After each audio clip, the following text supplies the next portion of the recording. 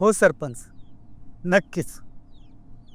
काय हो, काय म्हणाले सरपंच? अगं ते म्हणत होते महात्मा गांधी राष्ट्रीय ग्रामीण रोजगार हमी योजनेतून आपल्या पडीक जमिनीत रेशीम वृक्षांची लागवड करूया. हो का?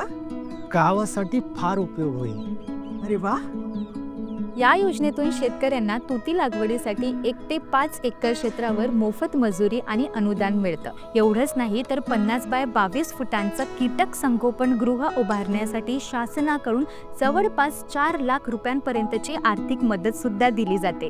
रेशीम कीटक बीजांचा पुरवठा आणि त्यांची काळजी घेण्यासाठीचं प्रशिक्षणही शासन पुरवतं.